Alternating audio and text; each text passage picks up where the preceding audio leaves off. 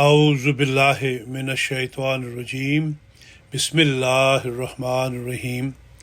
اپنے عہد کی پاسداری کرو، پنج وقتہ نمازوں کی ادائیگی، جھوٹ سے اجتناب اور تبلیغ کے ذریعہ اسلام احمدیت کو پھیلانے کی تلقین۔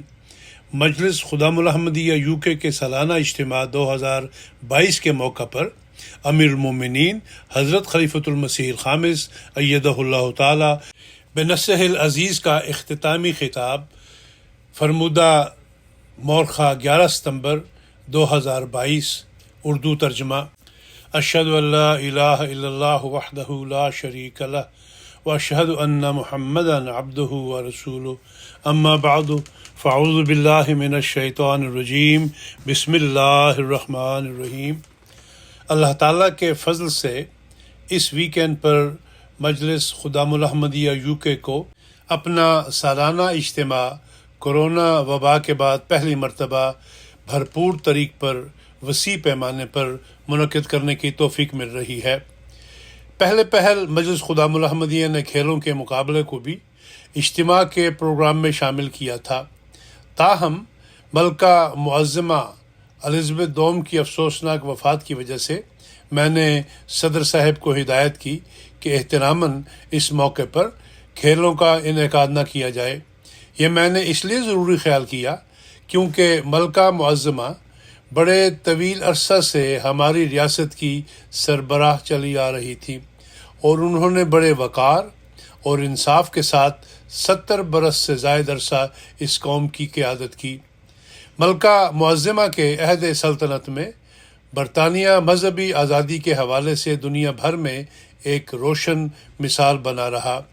کئی مواقع پر حقیقی مذہبی آزادی اور بین المذاہب ہم آہنگی کے لیے ملکہ معظمہ از خود ضامن ثابت ہوئیں۔ بس ہم شکر گزار ہیں کہ ہم مہربان فرما روا کے دور میں رہے۔ اسی طرح احمدی مسلمان ہونے کے ناطے ہمیں اس بات کو بھی بالخصوص قدر کی نگاہ سے دیکھنا چاہیے کہ حضرت خلیفۃ المسیح الرابع رحمہ اللہ کی ہجرت کے بعد ملکہ الزبتھ ہی کے عہد میں جماعت کو اپنا عالمگیر مرکز یہاں برطانیہ میں قائم کرنے کا موقع ملا، جہاں آزادی کے ساتھ اپنے دین یعنی اسلام پر عمل پیرا ہونے اور اپنے عقائد کی تبلیغ اور ترویج کی ہمیں توفیق ملی۔ اس کے لیے ہم ہمیشہ ملکہ الزبتھ، حکومت برطانیہ اور اس قوم کے شکر گزار رہیں گے۔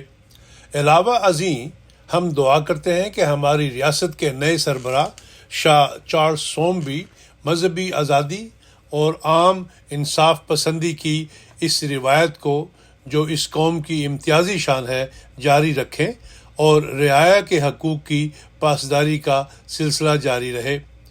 بہرحال میں دعا کرتا ہوں اور مجھے امید ہے کہ اجتماع میں شامل تمام حاضرین نے یہاں منعقد ہونے والے علمی اور دیگر تمام پروگرام سے بھرپور استفادہ کیا ہوگا۔ آج اس اختتامی اجلاس میں مجلس خدام الحمدیہ کے ممبران کی بعض بنیادی ذمہ داریوں اور فرائض کا ذکر کرنا چاہتا ہوں۔ سب سے پہلے تو یہ بات ہمیشہ یاد رکھیں کہ وہ حقیقی مقصد جس کے لیے اللہ تعالیٰ نے انسان کو پیدا کیا وہ اس کی عبادت ہے، اور اس حوالے سے عبادت کی سب سے بنیادی شکل پنج وقتہ نماز کی ادائیگی ہے۔ ہر ایک شخص جو خود کو مسلمان کہتا ہے اس کا فرض ہے کہ پوری توجہ کے ساتھ اپنی عبادتوں کی حفاظت کرے، اور اس کے لیے سب سے زیادہ ضروری یہ ہے کہ وہ پورے اخلاص کے ساتھ باقاعدگی سے نماز کی ادائیگی کا پابند ہو۔ نماز کو اللہ تعالیٰ نے اس وجہ سے فرض قرار دیا ہے کیونکہ اس کے بغیر انسان روحانی طور پر زندہ نہیں رہ سکتا۔ دوسرے لفظوں میں ہم یوں کہہ سکتے ہیں کہ نماز انسان کی روحانی زندگی کے لیے ایسی ناگزیر شے ہے کہ جس کے بغیر اس کا ایمان اور روحانیت سلامت نہیں رہ سکتے۔ اللہ تعالیٰ کے فضل سے بہت سے احمدی نوجوان نماز کی ادائیگی میں بڑے مستعد ہیں اور ان کا خدا تعالیٰ کے ساتھ گہرا اور مضبوط تعلق ہے۔ میں نے احمدی نوجوانوں سے ملاقاتوں کے دوران ان میں عبادت کی یہ روح مشاہدہ کی ہے۔ اسی طرح ان کے خطوط سے بھی یہی بات عیاں ہوتی ہے، تاہم اللہ تعالیٰ کی عبادت کا حق ادا کرنے کے حوالے سے مطمئن ہو کر بیٹھ جانے کی ہرگز گنجائش نہیں۔ ہم نے کبھی بھی اپنی عبادتوں کے معیار کو گرنے نہیں دینا۔ ہم نے اپنے خالق حقیقی کے ساتھ تعلق کو مسلسل مضبوط اور مستحکم بناتے چلے جانا ہے۔ جس طرح ہمارے مادی جسموں کو زندہ رہنے کے لیے خوراک اور ہوا کی ضرورت ہے، اسی طرح ہماری روحوں کو بھی روحانی غذا کی مسلسل ضرورت ہے۔ اکثر لوگ اپنی پریشانیوں اور ضرورتوں کے وقت تو بڑے جوش اور عاجزی اور انکساری کے ساتھ خدا تعالیٰ کے حضور جھکتے ہیں، مگر جیسے ہی ان کی مشکلات دور ہو جاتی ہیں، ان کا روحانی جوش اور ذوق و شوق یکدم مان پڑ جاتا ہے اور وہ سست ہو کر نمازوں سے غافل ہو جاتے ہیں۔ ایسے لوگوں کی روحانی حالت موسم کی طرح بدلتی رہتی ہے، کبھی گرمی ہوتی ہے اور کبھی سردی، کبھی ہوا ایک سمت کو چل پڑتی ہے تو کبھی دوسری سمت کو، کبھی گرم موسم کے بعد موسلا دھار بارش یا ٹھنڈی ہوا چل پڑتی ہے، جس سے عارضی سکون اور آرام تو میسر آ جاتا ہے، مگر یہ کیفیت دائمی یا دیر پا نہیں ہوا کرتی۔ پس زندہ رہنے کے لیے جیسے ایک آدمی دائمی طور پر پانی، ہوا اور غذا کا محتاج ہے، ویسے ہی اگر وہ روحانی زندگی کا طلبگار ہے تو اسے چاہیے کہ لازماً نماز کے ذریعے مسلسل اپنی روح کی نشو و نما کرتا رہے۔ لہٰذا نماز ساری زندگی کے لیے آپ کی ایک ایسی مستقل ساتھی ہونی چاہیے جسے کبھی بھی آپ خود سے دور نہ ہونے دیں۔ پھر مسلمانوں کو اللہ تعالیٰ نے یہ بھی حکم دیا ہے کہ وہ اکٹھے ہو کر باجماعت نماز ادا کیا کریں۔ گزشتہ چند برسوں میں کورونا وبا کی وجہ سے ہماری مساجد یا تو بند رہیں یا ان میں محدود حاضری کی پابندی تھی، اور احباب جماعت کو ہدایت تھی کہ وہ اپنے گھروں میں نماز باجماعت کا انتظام کریں۔ خدا کا شکر ہے کہ اب صورتحال بہتر ہے اور ہم ایک دفعہ پھر جلسہ، اجتماع اور اپنی دیگر تقاریب وغیرہ کا انعقاد کر رہے ہیں۔ حکومتی پابندیاں ختم ہو گئی ہیں اور لوگوں نے پہلے کی طرح بڑی حد تک اپنی روزمرہ سرگرمیوں کا دوبارہ آغاز کر دیا ہے۔ تاہم بعض لوگوں کو گھر پر نماز کی ادائیگی کی ایسی عادت پڑ گئی ہے کہ وہ ابھی تک مساجد یا نماز سینٹرز میں آنے کی بجائے گھر پر نماز کی ادائیگی کے معمول کو جاری رکھے ہوئے ہیں۔ ایسے لوگوں کو یہ بات سمجھنی چاہیے کہ جیسے کسی مریض کے سانس لینے میں مدد کے لیے آکسیجن کا انتظام کیا جاتا ہے، ویسے ہی گھروں پر نماز کی ادائیگی وبا کے عروج کے دور میں ایک عارضی حال تھا۔ اب الحمدللہ صورتحال بہت بہتر ہے، لہٰذا یہ ضروری ہے کہ اپنی روحانی بقا اور کامیابی کے لیے ان ذرائع کی طرف باقاعدہ لوٹا جائے جو اللہ تعالیٰ نے مقرر فرمائے ہیں، جن کے تحت ہر مسلمان مرد پر واجب ہے کہ جہاں تک ممکن ہو وہ مساجد یا نماز سینٹر میں حاضر ہو کر باجماعت نماز کی ادائیگی کو یقینی بنائے۔ ہمیشہ یاد رکھیں کہ نماز انسان کی اخلاقی زندگی کا بنیادی جزو ہے۔ یہ انسان کو برائیوں اور ناپسندیدہ باتوں سے روکتی اور نیکیوں اور اچھے اعمال کی طرف رہنمائی کرتی ہے۔ یہ ہمیں خدا تعالیٰ کے فضلوں اور انعاموں کا وارث بنانے والی اور ہمارے مقصد پیدائش کو حاصل کرنے کا اولین ذریعہ ہے۔ نماز اور عبادت پر کاربند ہوئے بغیر امام وقت کو ماننے اور ایک راست باز جماعت کا حصہ ہونے اور ایمان پر مضبوطی کے ساتھ قائم ہونے کے ہمارے تمام تر دعوے محض بے معنی اور کھوکھلے ہیں۔ جیسا کہ میں نے کہا، اللہ تعالیٰ کی عبادت بالخصوص نماز کی پابندی ہمیں نیکی کی طرف اور حقوق اللہ اور حقوق العباد کی طرف لے جاتی ہے۔ یہ اللہ تعالیٰ کا بڑا خاص فضل ہے کہ اس نے ہماری جماعت کو ہر عمر کے مخلص احباب عطا فرمائے ہیں، جو ہر لمحہ ہر قسم کی ڈیوٹی، خدمات اور قربانیوں کے لیے مستعد رہتے ہیں۔ انہیں جب بھی بلایا جاتا ہے تو وہ فوراً لبیک کہتے ہوئے جواب دیتے ہیں اور ایمان کے تقاضے کے مطابق ہر قسم کی خدمات اور قربانیوں کے لیے خود کو پیش کر دیتے ہیں۔ مثلاً ابھی جلسہ سالانہ برطانیہ کے موقع پر ہزاروں مردوں، عورتوں اور بچوں نے اپنے روزمرہ کاموں اور معمولات کا حرج کر کے خود کو جماعت کی خاطر ڈیوٹی کے لیے پیش کیا، اور اسی طرح کسی حد تک اس اجتماع کی تیاری کے سلسلے میں بھی ایسا ہی ہوا۔ خدمت انجام دینے والے بہت سے لوگ کئی دنوں بلکہ ہفتوں تک صحیح طرح سو نہیں سکے، مگر اس کے باوجود انہوں نے کبھی اپنی ذمہ داریوں سے غفلت نہیں برتی، نہ ہی کسی قسم کی بے چینی اور تھکاوٹ کا اظہار کیا۔ اسی طرح جب اللہ تعالیٰ کی راہ میں مال خرچنے کا معاملہ آتا ہے تو دنیا بھر میں بے شمار احمدی ایسے ہیں کہ جیسے ہی کسی مالی تحریک کا اعلان ہوا، وہ بڑی فراخ دلی کے ساتھ اس میں بڑھ چڑھ کر حصہ لیتے ہیں اور اسلام کی اشاعت کی خاطر بڑی قربانیاں پیش کر کے اپنا کردار ادا کرتے ہیں۔ یہاں یہ اہم بات بھی یاد رکھنی چاہیے کہ محض عارضی قربانیاں پیش کرنا یا چند روز کے لیے نیکی کے ساتھ زندگی گزارنا کافی نہیں۔ اللہ تعالیٰ تو اپنے بندوں میں ایک مستقل نیک تبدیلی چاہتا ہے، اور جیسا کہ میں نے پہلے بیان کیا ہے کہ اس کے حصول کے لیے بنیادی شرط نماز ہے۔ اس حوالے سے اللہ تعالیٰ قرآن کریم میں فرماتا ہے کہ اقیم الصلاۃ ان الصلاۃ تنہی عن الفحشاء والمنکر، العنکبوت آیت نمبر 46۔ نماز کو قائم کرو، یقیناً نماز بے حیائی اور ناپسندیدہ باتوں سے روکتی ہے، اور اللہ کا ذکر سب ذکروں سے بڑا ہے۔ اس آیت کریمہ میں اللہ تعالیٰ نے مسلمانوں کو نماز قائم کرنے کا حکم دیتے ہوئے فرماتا ہے کہ نماز بے حیائی اور بری باتوں سے بچانے کا ذریعہ ہے، اور یہ اللہ تعالیٰ کو ناپسند تمام باتوں سے روکتی ہے۔ پس چاہیے کہ برائی سے نجات اور اخلاقی زندگی کے حصول کے لیے انسان پورے خشوع و خضوع اور خلوص سے دل کے ساتھ نماز کو بر وقت ادا کرے۔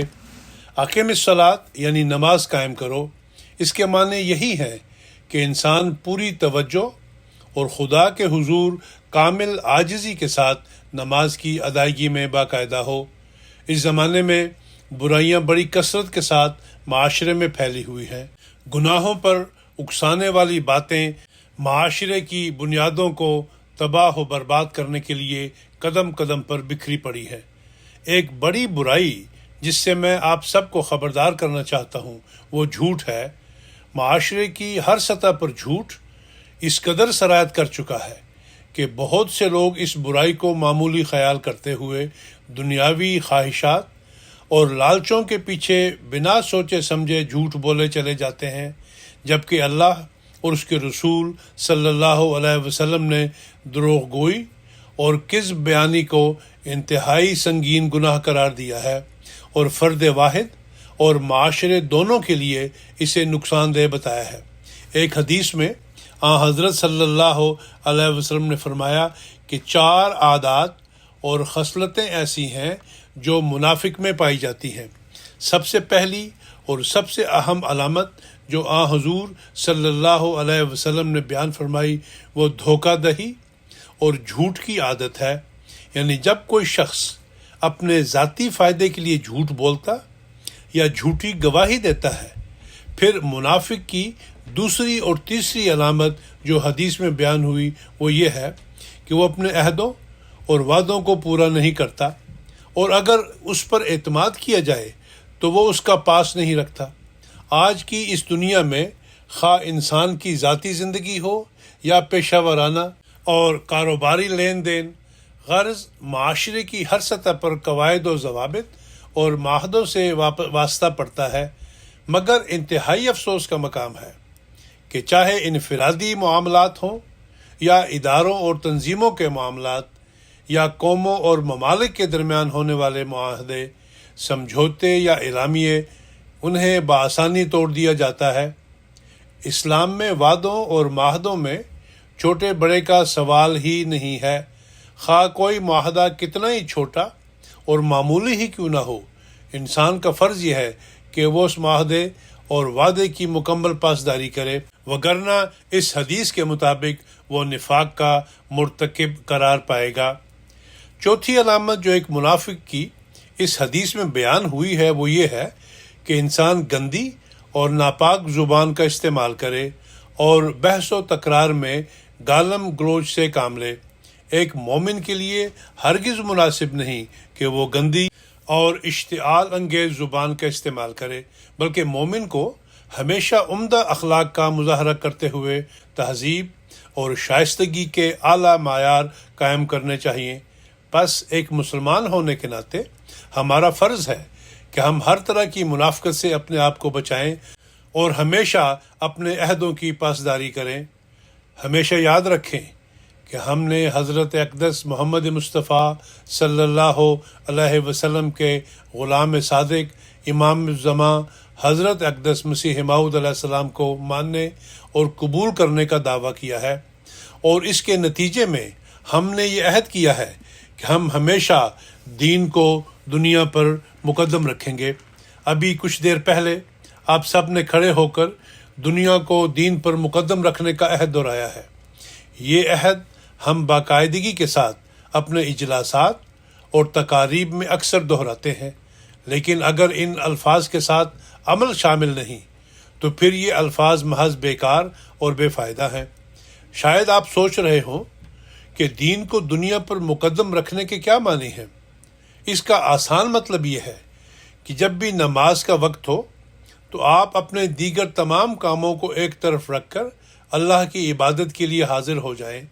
پس ان استثنائی حالات کے علاوہ کہ جہاں اللہ تعالیٰ نے نماز جمع کرنے یا تاخیر سے پڑھنے کی اجازت دی ہے، تمام خدام کو چاہیے کہ وہ اپنی نمازیں بر وقت اور جہاں تک ممکن ہو باجماعت ادا کریں۔ اس طرح خواہ کیسے ہی حالات کیوں نہ ہوں، آپ ہرگز جھوٹ سے کام نہ لیں، اپنے عہدوں اور معاہدوں کو کبھی نہ توڑیں، کبھی نامناسب اور غلط زبان کا استعمال نہ کریں، دوسروں کے ساتھ معاملات میں کبھی بھی اخلاقیات اور ادب آداب کا دامن ہاتھ سے نہ جانے دیں۔ یہ وہ بنیادی عناصر اور امتیازی خصوصیات ہیں جو ایک روادار اور ہم آہنگی پر مبنی معاشرے کے قیام کے لیے ضروری ہیں۔ اگر آپ اپنی زندگیاں اس انداز سے گزاریں گے تو آپ اللہ تعالیٰ کی عبادت کے ذریعے جہاں ایک طرف اس کے ساتھ حقیقی اور مستحکم تعلق بنانے والے ہوں گے، وہیں دوسری طرف معاشرے میں سچائی کے علم بردار اور انسانیت کے لیے روشنی کا مینار بن کر ابھریں گے۔ جہاں تک سچائی پر قائم رہنے کا تعلق ہے تو ایسے خدام جو مختلف پیشوں یا کاروبار سے منسلک ہیں، وہ اس بات کو یقینی بنائیں کہ وہ کبھی بھی کسی بھی ایسے معاملے میں ملوث نہیں ہوں گے جس میں دھوکہ دہی کا معمولی سا بھی شائبہ ہو۔ مثلا ٹیکس گوشوارے جمع کراتے وقت پوری ایمانداری کے ساتھ اپنی درست آمدنی ظاہر کرتے ہوئے حکومت کو جو بھی واجب الادا رقم ہے وہ ادا کریں۔ پھر نجی یا پیشہ ورانہ زندگی میں جو بھی سرکاری کاغذات یا دستاویزات ہوں، ان میں قول سدید سے کام لیتے ہوئے بالکل درست معلومات ظاہر کریں۔ اسی طرح چندوں کی ادائیگی میں بھی ایک خادم کو غلط بیانی اور جھوٹ سے ہمیشہ دور رہنا چاہیے۔ اگر کوئی شخص پوری شرع کے مطابق ادائیگی نہیں کر سکتا تو وہ باقاعدہ اجازت لے سکتا ہے، مگر اپنی مالی حیثیت کے متعلق غلط بیانی سے کام لینا مناسب نہیں، کیونکہ بے ایمانی سے کام لے کر بہرحال خدا تعالیٰ کے فضلوں کا وارث بننا ناممکن ہے۔ ایک اور بات جو میں اسکول میں پڑھنے والے اطفال اور نوجوان طالب علم خدام سے کہنا چاہتا ہوں وہ یہ ہے کہ انہیں اپنے ساتھیوں اور اٹھنے بیٹھنے والوں کے حوالے سے احتیاط سے کام لینا چاہیے۔ آپ کی عمر میں آپ کے دوست اور ساتھی جن کے ساتھ آپ وقت گزارتے ہیں بآسانی آپ پر اثر انداز ہو سکتے ہیں۔ جیسا کہ دیکھا گیا ہے کہ اگر آپ بری صحبت اختیار کریں گے تو سچائی، نرم دلی اور عمومی ہمدردی کی جگہ جھوٹ، بلا وجہ الجھنا، حتیٰ کہ لڑائی جھگڑے جیسی بری عادات کے عادی ہو جائیں گے۔ لہٰذا نوجوان خدام اور اطفال کو اس بات کا بہت خیال رکھنا چاہیے کہ وہ کن لوگوں میں اٹھ بیٹھ رہے ہیں۔ ایسے لوگوں کے ساتھ دوستی کریں جو مخلص اور دیانتدار ہوں، جو کسی قسم کی غیر اخلاقی اور بے مقصد سرگرمیوں میں ملوث نہ ہوں۔ پس جیسے جیسے آپ کی عمر بڑھ رہی ہے اور آپ خود مختار ہو رہے ہیں، تو ایسے میں کسی قسم کی کمزوری نہ دکھائیں، اپنے ایمان پر مضبوطی سے قائم رہیں اور اس بات کو یقینی بنائیں کہ آپ لڑائی جھگڑے، گالم گلوچ، فحش کلامی اور اشتعال انگیز زبان کے استعمال سے ہمیشہ مجتنب رہنے والے ہوں۔ بڑی عمر کے خدام کو بھی چاہیے کہ وہ بھی ان باتوں کا خیال رکھیں، ورنہ حضرت اقدس مسیح موعود کو ماننے اور حضور کی تعلیمات پر عمل پیرا ہونے کے دعوے کے باوجود آپ ان تعلیمات سے روگردانی کرنے والے بن رہے ہوں گے جن کے قیام کے لیے آپ تشریف لائے تھے۔ یاد رکھیں کہ حضرت مسیح موعود نے جو بھی تعلیمات ہمیں دی ہیں وہ تمام تر قرآن کریم اور رسول اللہ صلی اللہ علیہ وسلم کے فرمودات کے عین مطابق ہیں۔ حضرت مسیح موعود نے جھوٹ اور دروغ گوئی کو سنگین کہا اور تمام برائیوں کی جڑ قرار دیا ہے کہ جو بے شمار خرابیوں اور اخلاقی پستی کی طرف لے جاتی ہے۔ جھوٹ کا ذکر کرتے ہوئے حضرت مسیح موعود علیہ السلام فرماتے ہیں، حقیقت میں جب تک انسان جھوٹ ترک نہیں کرتا وہ مطہر نہیں ہو سکتا۔ نابکار دنیا دار کہہ سکتے ہیں کہ جھوٹ کے بغیر گزارا نہیں ہوتا، یہ ایک بیہودہ گوئی ہے۔ حضرت مسیح موعود مزید فرماتے ہیں کہ اگر سچ سے گزارا نہیں ہو سکتا تو پھر جھوٹ سے ہرگز گزارا نہیں ہو سکتا۔ حضور علیہ السلام فرماتے ہیں کہ افسوس کہ یہ بدبخت لوگ خدا تعالیٰ کی قدر نہیں کرتے، وہ نہیں جانتے کہ خدا تعالیٰ کے فضل کے بدوں گزارا نہیں ہو سکتا۔ وہ اپنا معبود اور مشکل کشا جھوٹ کی نجاست کو ہی سمجھتے ہیں۔ آپ نے فرمایا اسی لیے اللہ تعالیٰ نے قرآن شریف میں جھوٹ کو بتوں کی نجاست کے ساتھ وابستہ کر کے بیان فرمایا ہے۔ حضرت اقدس مسیح موعود فرماتے ہیں کہ اللہ تعالیٰ نے جس جگہ بت پرستی سے اپنی نفرت کا اظہار فرمایا ہے وہیں اسے جھوٹ سے بھی کراہت اور ناپسندیدگی کا ذکر کیا ہے، اور اسی طرح خدا تعالیٰ نے ان دونوں کو آپس میں جوڑا ہے۔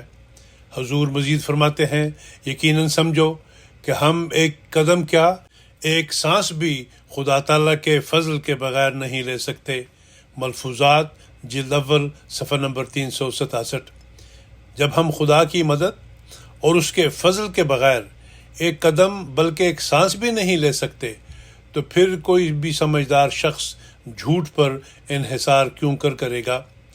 بس آج احمدی نوجوانوں کی ذمہ داری ہے کہ وہ ہر قسم کے جھوٹ اور فریب کے خلاف باقاعدہ تحریک اور مہم چلائیں اور اس سلسلے میں اپنے ذاتی نمونے قائم کریں۔ ہر خادم اور طفل کو یاد کرنا چاہیے کہ وہ کبھی بھی جھوٹ سے کام نہیں لے گا، کیونکہ جھوٹ شرک کا مترادف ہے۔ ایک جانب تو ہم فخر کے ساتھ اعلان کرتے ہیں کہ ہم اخلاص کے ساتھ خدا کے حضور جھکنے والے اللہ تعالیٰ کے بندے اور اس کی جماعت ہیں، جبکہ دوسری جانب ہمارے درمیان ایسے لوگ بھی موجود ہیں کہ جو اپنی چھوٹی چھوٹی خواہشات اور ادنیٰ مقاصد کے لیے جھوٹ کا سہارا لیتے ہیں۔ یہ بات خوب اچھی طرح واضح ہو جانی چاہیے کہ جو لوگ جھوٹ پر انحصار جاری رکھے ہوئے ہیں وہ خدا تعالیٰ سے مدد کی امید نہ رکھیں، کیونکہ وہ ان کی دعاؤں کو ہرگز قبول نہیں کرے گا۔ جیسا کہ میں نے کہا کہ اب وقت آ چکا ہے کہ ہر خادم اور ہر طفل یہ عہد کرے کہ وہ کبھی جھوٹ نہیں بولے گا۔ اب وہ وقت ہے کہ آپ سچائی کے قیام کے لیے باقاعدہ تحریک چلائیں اور اللہ تعالیٰ کی بہترین رنگ میں عبادت کرنے والے اور اخلاق کے بلند معیار قائم کرنے والے بن جائیں۔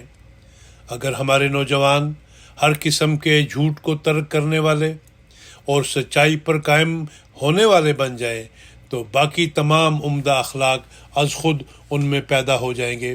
مثلا اگر کوئی شخص جھوٹ کو چھوڑتا ہے تو یہ ممکن ہی نہیں کہ وہ دھوکہ دہی کا مرتکب ہو سکے۔ اسی طرح نہ وہ اپنے عہدوں کو توڑنے والے ہو سکتے ہیں اور نہ ہی وہ لان تان کرنے والے اور ناپاک زبان کا استعمال کرنے والے ہو سکتے ہیں، بلکہ ایسے مرد یا ایسی عورتیں ان اچھے اخلاق کو اپنانے والے ہوں گے کہ جو ایک روادار اور پرامن معاشرے کے قیام کے لیے بنیادی حیثیت رکھتے ہیں۔ بے شک آج کے معاشرے میں، خواہ چھوٹے پیمانے پر گھریلو ماحول میں یا پھر وسیع تر سطح پر عمومی معاشرے میں، پھیلی ہوئی حد درجہ ناانصافی اور بد نظمی کی بنیادی وجوہات یہی عہد شکنی اور جھوٹ ہے۔ بس آپ کو یہ بات یقینی بنانا ہوگی کہ آپ جھوٹ سے کام نہ لیں، بلکہ کبھی بھی سچ سے ذرہ برابر بھی انحراف نہ کریں۔ اگر ہم نیکی اور تقوی کے ان معیاروں کو حاصل کرنے والے ہوں جو ہمیں نفاق کی زنجیروں سے آزادی دلانے والے ہیں، تو تب ہی ہم دین کو دنیا پر مقدم رکھنے کے عہد کو پورا کرنے والے بن سکتے ہیں۔ اگر تمام احمدی نوجوان ان بلند معیاروں کو حاصل کرنے والے بن جائیں تو وہ معاشرے میں وسیع تر پاک تبدیلی پیدا کرنے والے اور ایک خادم سے وابستہ ان توقعات کو پورا کرنے والے بن جائیں گے جو حضرت مسلم موعود رضی اللہ عنہ نے گہرے غور و فکر کے بعد قائم فرمائی تھیں، یعنی قوموں کی اصلاح نوجوانوں کی اصلاح کے بغیر نہیں ہو سکتی۔ ہمیشہ یاد رکھیں کہ حضرت مسلم موعود کے یہ سنہری الفاظ محض خدام الاحمدیہ کے اجتماعات وغیرہ کے موقع پر بینرز پر آویزاں کرنے کے لیے نہیں ہیں۔ چند سال پہلے میں نے مجلس خدام الاحمدیہ کو اس نصب العین کے بیجز تیار کروانے کی ہدایت کی تھی۔ اس کا مقصد بھی یہی تھا کہ اس طرح حضرت مسلم موعود کے یہ زرعی الفاظ ہمیشہ خدام کے پیش نظر رہیں۔ لیکن جب تک ہمارے نوجوان پختہ ارادے اور پورے استقلال کے ساتھ اپنے اندر پاک تبدیلی پیدا کر کے قوم کی اصلاح کا بیڑا نہیں اٹھاتے، تب تک ہم جتنے مرضی بینر اور بیجز بنا لیں یہ سب بے معنی اور بے مقصد رہیں گے۔ بس ہر خادم اور ہر طفل کو پوری جاں فشانی کے ساتھ اپنی اصلاح اور پاک تبدیلی کے لیے یہ سوچتے ہوئے کوشش کرنا ہوگی کہ یہ اس کی ذمہ داری اور مشن ہے کہ اپنی قوم اور لوگوں کی رہنمائی اور اصلاح کے لیے نمونے قائم کرے۔ ہر احمدی کا یہ فرض اور ذمہ داری ہے کہ وہ تبلیغ کے ذریعے حقیقی اسلام کے پیغام کو پھیلائے۔ بس آپ سب کو خدا تعالیٰ سے مدد مانگتے ہوئے حضرت اقدس مسیح موعود کے مشن کی تکمیل کے لیے پورے زور کے ساتھ اپنے روحانی اور اخلاقی معیاروں کو بلند کرنا ہوگا۔ آپ کے قول و عمل میں ہلکا سا بھی تضاد نہ ہو۔ آپ جس چیز کی تبلیغ کرتے ہیں اس پر عمل بھی کریں، ورنہ آپ جھوٹ کے مرتکب ہو رہے ہوں گے، جسے رسول اللہ صلی اللہ علیہ وسلم نے منافق کی علامت قرار دیا ہے۔ اسی طرح ہر خادم، طفل اور ہر عہدے دار بلکہ ہر احمدی کو سیدنا حضرت مسلم موعود کے ان الفاظ پر مسلسل غور کرتے رہنا چاہیے۔ آپ کو یہ بات ہمیشہ یاد رکھنی چاہیے کہ یہ پیش بہا اور نادر الفاظ محض فکرہ یا نعرہ نہیں، بلکہ ایک مسلسل دعوت عمل اور احمدی نوجوانوں کے اخلاقی معیار کا مظہر ہیں۔ یہ الفاظ ہر خادم کے لیے ایک مطمع نظر اور مقصد کی سی حیثیت رکھتے ہیں۔ یہ الفاظ آپ کو اپنی ذمہ داریوں کی ادائیگی اور دنیا میں پاک تبدیلی کے لیے کوشش پر آمادہ کرنے والے ہونے چاہیے۔ آپ کا ہر قدم آپ کو نیکی میں بڑھانے والا ہو، کیونکہ آپ کی روحانی ترقی اور اصلاح جماعت کی کامیابی اور ترقی کی ضامن ہے۔ وہ نوجوان جنہوں نے ابھی خدام الاحمدیہ میں قدم رکھا ہے، میں ان سے بھی کہنا چاہتا ہوں کہ وہ یہ نہ سمجھیں کہ ابھی ان کے کھیل کود اور تفریح کے دن ہیں۔ آپ اپنی اس عمر کو پہنچ چکے ہیں کہ جہاں آپ کی سوچ اور عمل دونوں میں روزانہ کی بنیاد پر پختگی پیدا ہونی چاہیے۔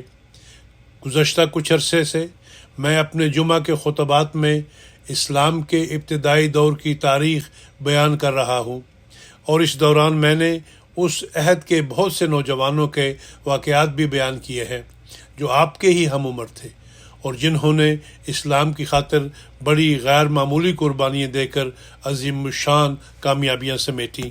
یہ سب اس لیے ہو سکا کیونکہ وہ اپنے مقصد اور اس راہ میں حائل رکاوٹوں سے خوب اچھی طرح واقف تھے۔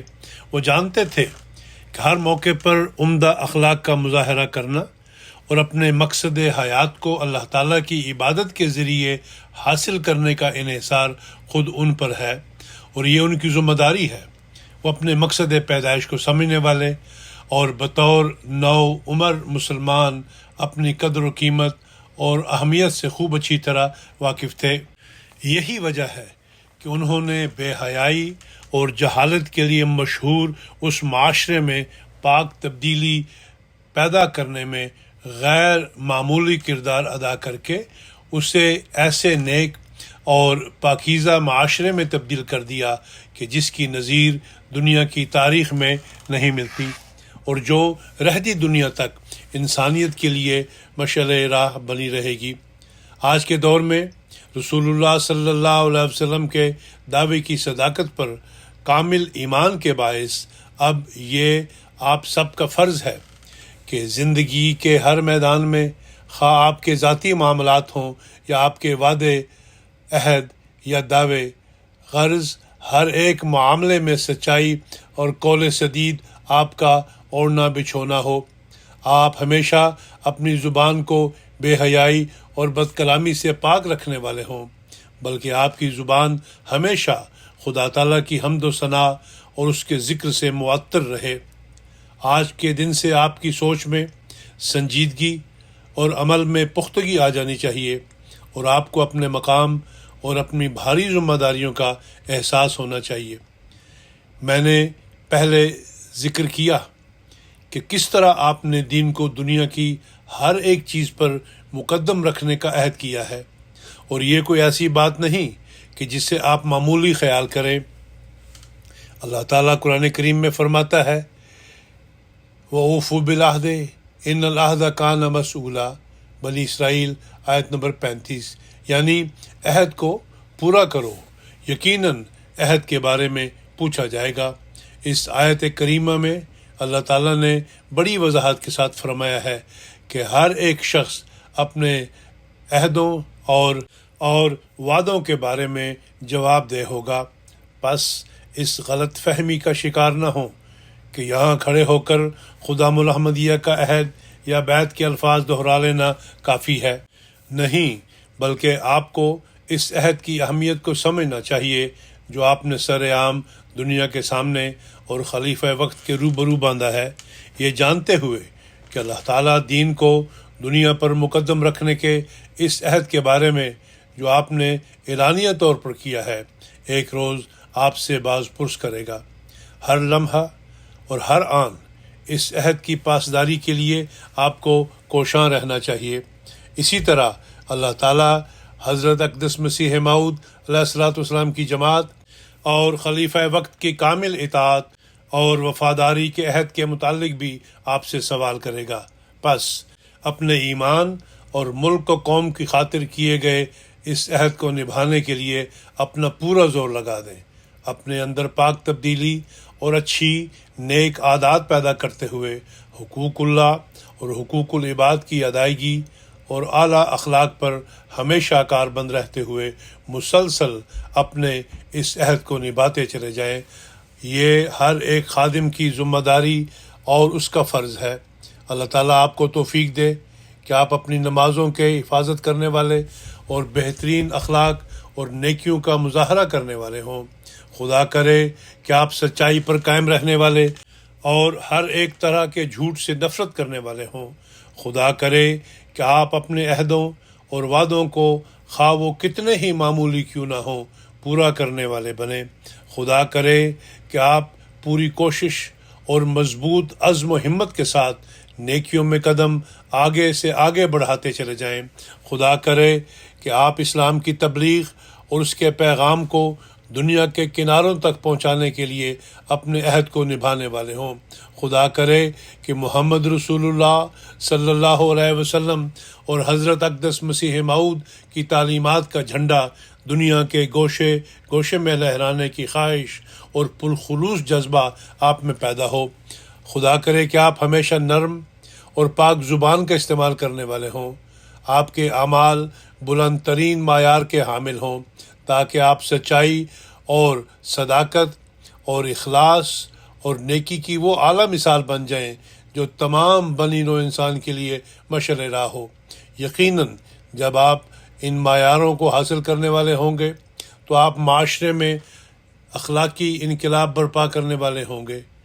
آپ وہ مشعل بردار ہوں گے جو اس دائمی صداقت کی شمع سے ساری دنیا کو منور کرنے والے اور دنیا کو ظلمت کے اندھیروں سے نکالنے والے ہوں گے۔ جیسا کہ میں نے کہا کہ اسلام کی ابتدائی تاریخ اس امر پر شاہد ہے کہ وہ نوعمر نوجوان ہی تھے جنہوں نے عظیم الشان اور ناقابل فراموش کامیابیاں حاصل کیں۔ پس آپ خود کو ہرگز کمزور گمان نہ کریں، نہ ہی یہ سوچیں کہ آپ اپنی کم عمری کی وجہ سے معاشرے میں روحانی اور اخلاقی انقلاب برپا نہیں کر سکتے۔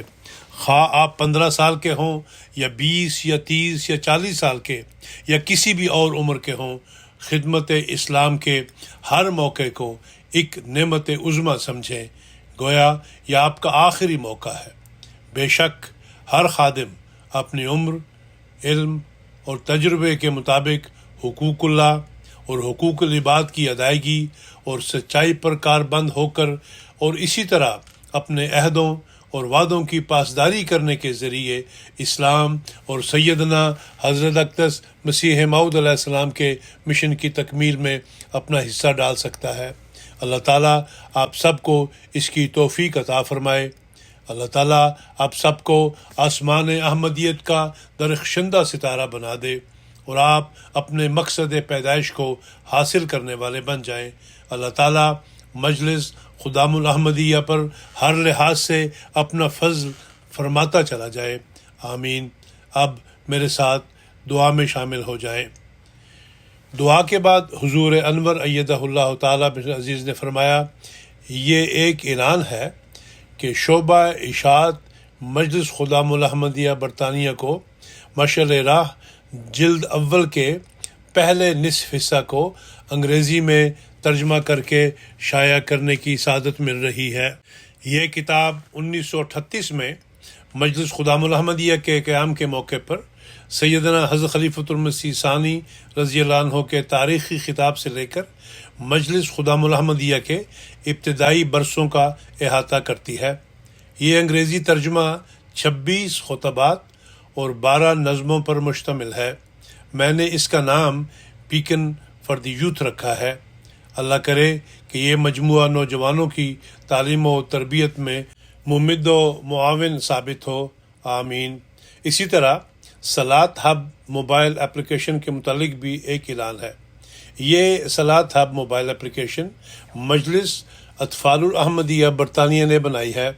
صلاۃ ہب ویب سائٹ کا گزشتہ برس آغاز ہوا تھا اور اب یہ موبائل اپلیکیشن متعارف کروائی جا رہی ہے جو جدید طریقوں کے ذریعے نماز اور اس کا ترجمہ سیکھنے میں مدد کرے گی۔ اس اپلیکیشن میں بہت سی دلچسپ سرگرمیاں ہیں۔ ایپ استعمال کرنے والے نئے سے نئے لیول کو ان لاک کر کے اپنی پیش رفت کا جائزہ بھی لے سکتا ہے۔ بچے نماز سیکھنے کے مراحل میں بیجز بھی حاصل کر سکتے ہیں اور یہ تمام بیجز قرآن کریم میں مذکورہ عربی الفاظ پر مشتمل ہیں، جن کے ساتھ ان الفاظ کی مختصر وضاحت بھی دی گئی ہے۔ ہر عمر کے افراد جماعت اس اپلیکیشن سے استفادہ کر سکتے ہیں۔ فی الوقت یہ اپلیکیشن iOS ایپ سٹور پر دستیاب ہے۔ انشاءاللہ جلد ہی یہ اینڈرائڈ پر بھی میسر ہوگی۔ اللہ تعالیٰ کرے کہ یہ اپلیکیشن نماز کو سیکھنے اور سمجھنے کا مفید ذریعہ ثابت ہو، آمین۔ خدام و اطفال کو اس ایپ سے استفادہ کرنا چاہیے۔ السلام علیکم ورحمۃ اللہ وبرکاتہ۔ ترجمہ نون الف خان۔